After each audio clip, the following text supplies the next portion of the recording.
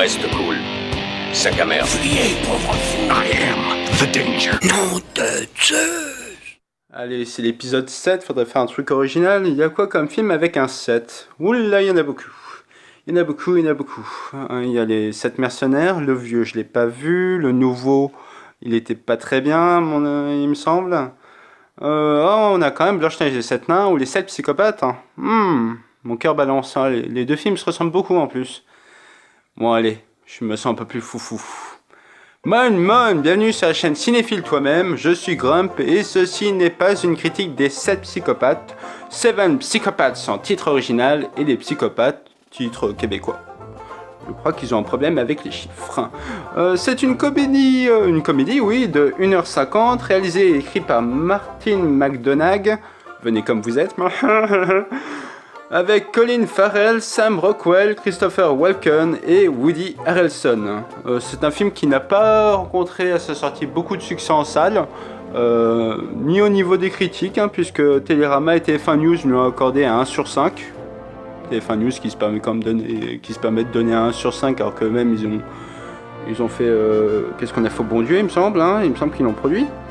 Et le public lui a donné aussi une note assez mitigée de 6,4 sur 10 sur Sens Critique. Oui, sur Sens Critique, c'est une note assez mitigée, tu vois. Ça dépasse pas les 7, donc c'est pas un grand film, tu vois. Bref, et tout de suite, je vous en offre un court, alors très court, aperçu. On dirait une petite nouille trop cuite. Bon, si cet extrait ne vous a pas aidé à vous faire une idée du film, je vais essayer de vous le résumer rapidement. C'est l'histoire de Marty qui est scénariste et qui écrit à ce moment un script qui s'appelle Les 7 psychopathes. Et il a un peu en manque d'inspiration et du coup il a un copain qui essaie de l'aider. Et celui-ci s'adonne à des activités un peu particulières puisqu'il vole des chiens pour les redonner après leur propriétaire pour toucher un peu d'argent. Et un jour, celui-ci va voler le chien d'un membre de la mafia de Los Angeles, apparemment. Et du coup, nos deux compères vont se retrouver être un peu poursuivis. Et cela va aider tant bien que mal. Enfin, non, c'est pas ça l'expression tant bien que mal. Non, c'est qu'à faire se peut. Ouais, bon, peut-être. Du coup, ça va aider Marty du coup, à écrire son script, puisqu'il va être confronté à différents psychopathes tout au long de l'histoire. Qu'est-ce que tu en penses, chérie? Tu me demandes mon avis maintenant? Je vous écoute. Alors, premier point positif du film que j'ai déjà pu évoquer pendant le résumé, c'est son histoire. Donc le parallèle qui est fait entre l'histoire qu'écrit Marty et l'histoire qu'on voit dans le film, elle est assez chouette, puisqu'en fait, il y a des parallèles qui sont faits du coup entre ces deux histoires. Il y a des personnages qui vont parler à Marty par rapport au scénario qu'il est en train d'écrire et lui donner quelques billes. Donc pour l'instant, je ne spoil rien du film en disant ça, ne vous inquiétez pas, si vous ne l'avez pas vu. Donc ils vont lui en parler et tout, donc ça va être imagé après par des scènes. Il y a Billy, donc le copain de Marty, qui va lui parler de ce scénario, de comment il imaginerait la fin, etc. Et en fait, du coup, ces choses peuvent arriver ou ne pas arriver d'ailleurs dans le film, et c'est assez plaisant à voir, c'est assez rigolo parce qu'il y a un côté, on brise le quatrième mur qui est assez plaisant, et du coup, on suit un peu une sorte de film en fait qui est entrecoupé de moments où en fait le film prend le temps de se poser et de dire bon attends, là on en a là, ok ouais quand même, ouais non ça c'était pas top hein. Ouais c'est un peu du vu et revu hein. Non bah ouais, bah là je verrais bien ça maintenant à la fin, oh ouais ce serait trop bien et tout. Ou alors oh non je suis pas d'accord et tout, du coup on suit le délire, c'est pas grave, enfin c'est assez drôle à voir. Le film en lui-même est assez violent et assez disjoncté. Violent par ses propos.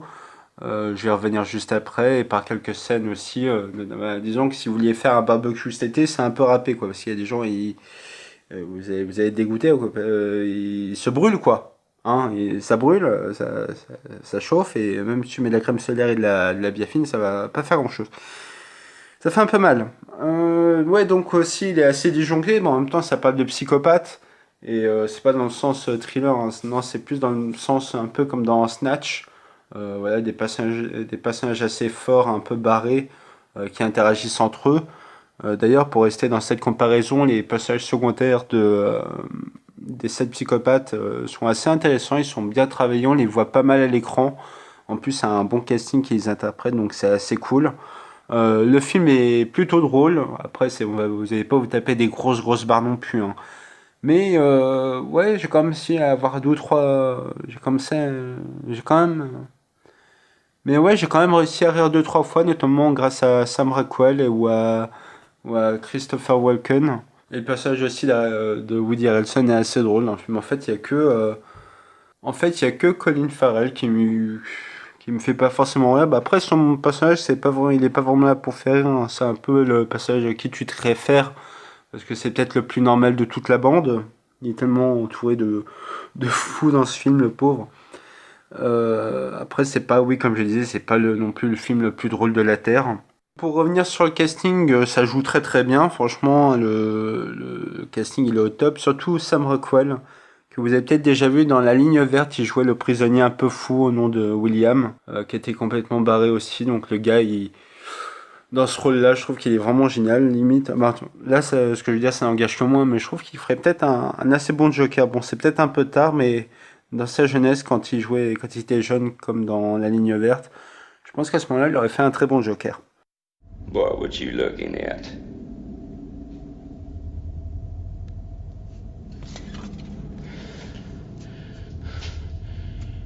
What you looking at? D'autant plus que les acteurs jouent bien parce que en fait le réalisateur les invitait à s'exprimer vraiment librement au risque de paraître assez cru, donc ce qui fait que le film, bah, comme je le disais tout à l'heure, enfin du coup j'y reviens seulement maintenant, contient pas mal de fois le mot noir mais en version américaine, hein, si vous voyez ce que je veux dire, en version pas très jolie, pas très gentille comme dans Django Unchained. Donc c'est un film vraiment à voir en VO du coup pour avoir pour s'imprégner vraiment des performances d'acteurs. Malheureusement, j'ai pas pu le voir en VO. Moi, personnellement, la petite anecdote personnelle, j'ai voulu le revoir sur Netflix parce que j'ai déjà vu une fois sur Netflix il y a peut-être un peu moins d'un an. Et ils l'ont enlevé entre temps, donc c'est un peu chiant. Donc du coup, j'ai dû le louer parce que je voulais vraiment faire cet épisode 7 sur ce film. Et j'ai dû louer sur le PlayStation machin là à 3 €. Et surtout que quand tu le loues à 3 €, bah t'as que la VF, tu l'as pas en VO, donc tu l'as un peu dans le rectum, hein. C'était très cool. Oh, c'est la vacherie, ça. Alors sinon, autre point assez sympa, il y a un caméo dans le film qui est assez plaisant, que j'ai bien aimé, c'était celui de Crispin Clover, donc en français Crispin Clovet. Allô? Allô? Y a personne au bout du fil? Faut réfléchir, McFly. Faut réfléchir. C'est l'interprète de George McFly dans Retour vers le futur, donc le réalisateur l'aime bien, donc il l'a invité à interagir un moment. Peut-être que vous l'avez vu dans le film, sinon, bah, si vous voulez essayer de le repérer, voilà. Moi, j'ai pas envie de vous dire, on sait jamais s'il y a quelqu'un qui a envie de le revoir après et essayer de le chercher. Si vous voulez vraiment trouver la réponse, vous pouvez aller voir sur Allociné, la meilleure source du monde pour les caméos et tout ce qui est secret de tournage. On m'a pas payé pour dire ça. Si, j'ai juste quelques petits reproches, c'est voilà, donc l'histoire est assez cool et tout, il n'y a pas de souci, juste il y a un petit problème, c'est que je trouve que le réalisateur ne va pas au bout de ses idées. Certes, le film est disjoncté, certes, il est drôle, l'histoire elle est simple, mais voilà, tout se tient, hein, du début, le milieu, la fin, tout se tient. Juste, je trouve que ça manque de petites choses qui pourraient faire remuer un peu le tout, un petit rebondissement, enfin, il y en a un à un moment, mais voilà, ça manque encore d'un petit truc en plus. J'ai trouvé ça un peu dommage. Le film manque aussi d'un cap. Certes, là, à la fin, ça arrive à rebondir. Il change de lieu. Donc là, encore une fois, je vous spoilerai en vous disant ça, mais au moins ça change un peu au moins, ça apporte un renouveau. Donc c'est déjà un plus. Il est un peu trop long ce film quand même, hein. Il dure 1h50. Je pense que bien 15 minutes en moins aurait permis déjà de régler peut-être les deux premiers défauts là, que je venais de signaler. Sinon, il y a quelques petites incohérences, notamment du coup, bah, encore une fois, la fin. Pourtant, la fin, elle est pas ratée, hein, mais c'est. Ouais, c'est. Je trouve que c'est dommage parce que le film aurait vraiment pu être un film génial. Et là, c'est juste un film assez bon. Il est pas feignant, hein. Je pense que le réalisateur non, il a fait quelque chose, voilà, il a peut-être pas ressenti ça. Moi, en tout cas, cet avis, encore une fois, il est subjectif, hein. Il y a des gens qui l'ont trouvé vraiment dégueulasse ce film, il y a des gens qui l'ont trouvé très très bien. Il y a des notes assez diverses sur Allociné et Sens Critique à son sujet. Moi, je l'ai trouvé plutôt dans la moyenne haute, je l'ai trouvé assez bon. Les notes qui lui ont été données, je trouve qu'elles sont assez normales. 6,4 sur Sens Critique, je le trouve plutôt mérité.